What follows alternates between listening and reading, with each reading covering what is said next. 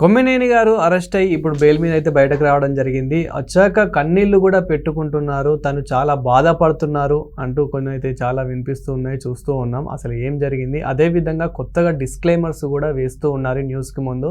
అసలు ఏంటి ఎందుకు అనే విషయాలు అయితే తెలుసుకుందాం. దీని గురించి అయితే మాట్లాడేందుకు ప్రస్తుతం మనతో పాటు సీనియర్ జర్నలిస్ట్ సిఎస్ రావు గారు ఉన్నారు. నమస్తే అండి. నమస్తే సార్. కొమ్మినేని గారు ఎట్టకేలకు అయితే బయటకు వచ్చారు. సో బయటకు వచ్చిన తర్వాత తను కొంచెం బాధపడుతున్నట్లు కనిపిస్తూ ఉన్నారు. అదేవిధంగా ఇప్పుడు న్యూస్కి ఎప్పుడు కూడా మనం డిస్క్లైమర్స్ అయితే చూడలేము, ఇప్పుడు వాళ్ళు డిస్క్లైమర్స్ కూడా వాడుతున్నట్లయితే మనకు కనిపిస్తూ ఉంది. ఎందుకని? ఇది కొత్త వరోడి మీడియాలో, ఇది ఒక కొత్త పోకడ, కొత్తదనం కనిపిస్తుంది.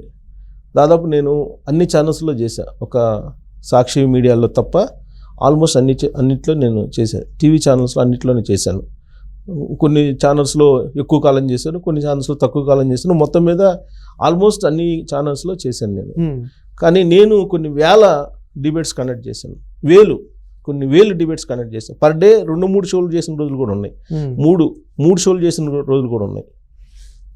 2007 ఆ ప్రాంతాల్లో ఎప్పుడు కూడా డిస్క్లైమర్ అనేది మేము డిబేట్స్ ముందు వేసేటువంటి అలవాటే లేదు.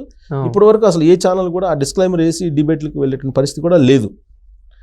ఒక్క సోషల్ మీడియాలో మాత్రమే డిస్క్లైమర్స్ వేస్తారు, సోషల్ మీడియాలో మాత్రమే. ఎందుకంటే ఆ కంటెంట్కి సంబంధించి ఎక్కడెక్కడి నుంచో మనకు అన్నోన్ వెబ్సైట్స్ నుంచి కొంత రకరకాలుగా తీసుకుంటుంటాం మనం. కానీ డిబేట్స్కి వచ్చేటువంటి వాళ్ళు, మనకు డిబేట్స్కి పిలిచేటువంటి వాళ్ళని కానీ వాళ్ళు హాజరయ్యేటువంటి వాళ్ళు కానీ ఖచ్చితంగా వాళ్ళు ఒక పార్టీకి ప్రతినిధులు అయి ఉంటారు. అలాగే విశ్లేషకులు కూడా సీనియర్ జర్నలిస్టులు అయి ఉంటారు, లేదా అనలిస్టులు అయి ఉంటారు, సీనియర్ అనలిస్టులు అయి ఉంటారు. సమాజం మీద ఒక అవగాహన, సమాజం మీద ఒక గౌరవం, సమాజం పట్ల చిత్తశుద్ధి, సమాజం పట్ల అంకితభావం, ఇవన్నీ ఉన్నటువంటి వాళ్ళే ఉంటారు ఎక్కువ మంది.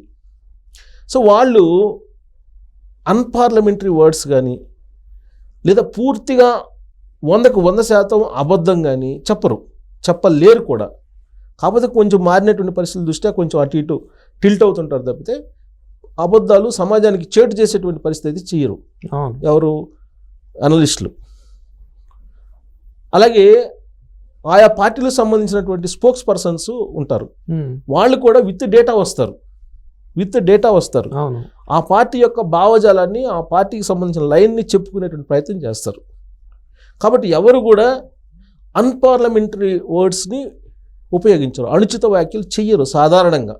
ఒకవేళ చేస్తే అక్కడ ఎవరైతే కండక్ట్ చేస్తున్నారో డిబేట్ని, మోడరేటరు, అతను కంట్రోల్ చేయాలి. అతను చేసే డ్యూటీ అది. ఇప్పుడు ఏంటి, డిస్క్లైమర్ వేస్తే ఈ మోడరేటర్ సంబంధం లేదు, వచ్చిన వాళ్ళు ఏదైనా మాడుకోవచ్చు, సో ఎలాంటి పదాలనైనా ఉపయోగించవచ్చు అంటే మాకు తెలిసిన అనేటువంటి గ్రీన్ సిగ్నల్ ఇచ్చేలాగా ఇప్పుడు కొత్త పంతులకు వెళ్తుందేమో అనిపిస్తుంది. అదే సార్, అంటే మీరు ఎన్నో చేసి ఉంటారు. మాకు తెలిసినంత వరకు ఈ డిస్క్లైమర్ని మేము జబర్దస్త్ ఇలాంటి కామెడీ షోస్కి అండ్ కొన్ని ప్రముఖ మూవీస్కి ఇట్లా చూస్తూ ఉంటాము. సో డిస్క్లైమర్స్ అంటే మేము కొన్ని యూజ్ చేసుకున్నప్పటికీ కాపీరైట్ పడొద్దు, అదేవిధంగా మేము ఏదైనా మాట్లాడితే ఎవరిని ఉద్దేశించి కాదు అని చెప్పేసి మాట్లాడడం, కొన్ని డైలాగ్స్ చెప్పడం అని జరుగుతుంది. సో ఇలా ఇప్పుడు మేము ఈ ఛానల్లో కూడా డిస్క్లైమర్స్ వేసుకొని ఏం మాట్లాడినా మాట్లాడొచ్చా, అలా మాట్లాడితే మా మీద ఎలాంటి కేసు కాదా అని నా డౌట్. సో డిస్క్లైమర్ వేసినంత మాత్రం నా కేసు ఉండదు అనుకోవడం పొరపాటు. డిస్క్లైమర్ వేసేసి నా ఇష్టం వచ్చినట్టు మాట్లాడతాను, నా ఇష్టం వచ్చినటువంటి ఒపీనియన్ వ్యక్తం చేస్తాను, నా ఇష్టం వచ్చినటువంటి పదజాలాన్ని నేను వాడతాను అని అంటే కుదరదు డిస్క్లైమర్ వేసినంత మాత్రాన. కాకపోతే డిస్క్లైమర్ అనేది జస్ట్ కొంత మేము బాధ్యులం కాదు దీనికి అని చెప్పేటువంటి ప్రయత్నం. అది ఎవరికి, యూట్యూబ్లో వాడుతుంటారు ఎక్కువగా. కానీ ఇప్పుడు శాటిలైట్కి తీసుకెళ్లారు. శాటిలైట్కి సంబంధించి కేబుల్ చట్టం ఒకటి ఉంది, కేబుల్ యాక్ట్ ఒకటి ఉంది. ఈ కేబుల్ యాక్ట్లోనే ఇవన్నీ ఉంటాయి, దానికి డిస్క్లైమర్ వేయాల్సిన అవసరం లేదు.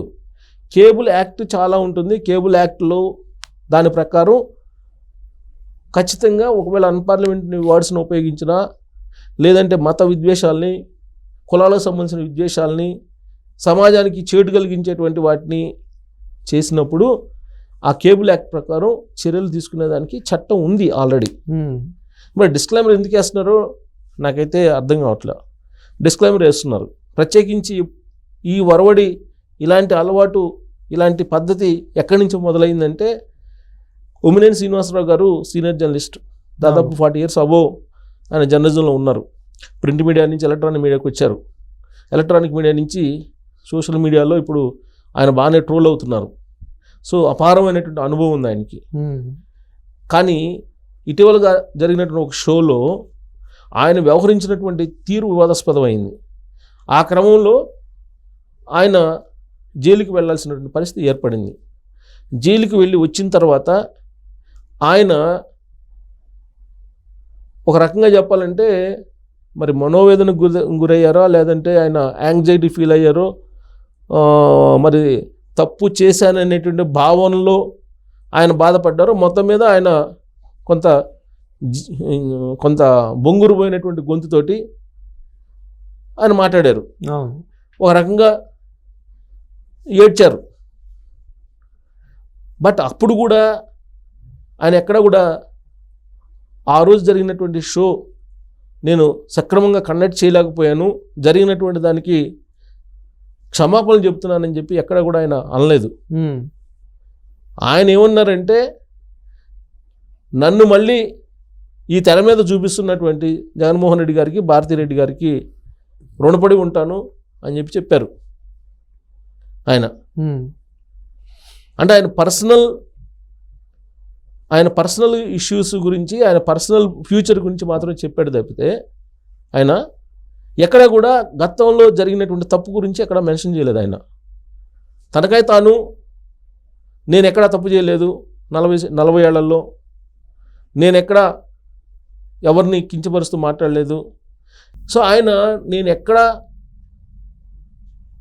జర్నలిజంలో పొరపాట్లు చేయలేదు, నేను ఉన్నది ఉన్నట్టు చెప్పగలుగుతున్నాను అని చెప్పారు. అది అన్న తర్వాత చాలామంది కామెంట్స్ పెట్టారు.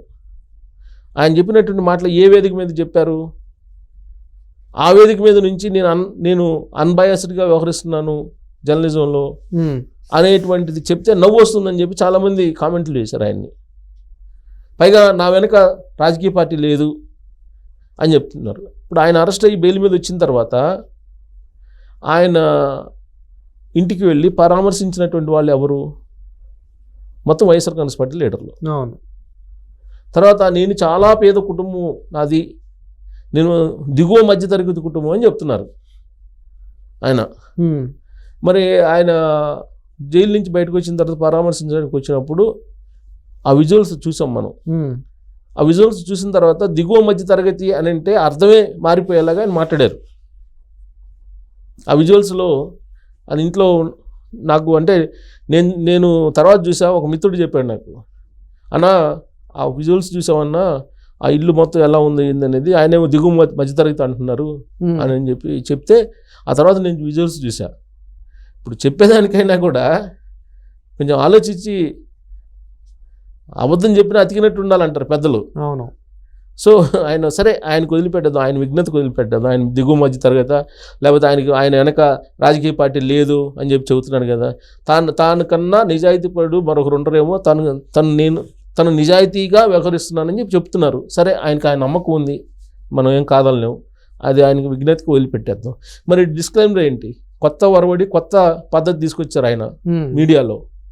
ఒకవైపు కేబుల్ యాక్ట్ ఉంది, డిస్క్లైమర్ వేసి రాబోయే రోజుల్లో ఏం చెప్పాలనుకుంటున్నారు, ఏం చేయాలనుకుంటున్నారు డిస్క్లైమర్ తోటి? ఏ ఛానల్లో ఈ డిస్క్లైమర్ వేయరండి డిబేట్లో.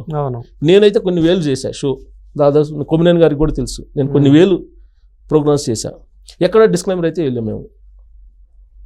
అలాగే ఏ ఛానల్లో కూడా నాకు తెలిసినంత వరకు డిబేట్స్లో నా మిత్రులు, నా కొలీగ్స్ ఇవాళకి కూడా డిబేట్స్ చేస్తున్నారు, వాళ్ళే డిస్క్లైమర్ ఎట్లా?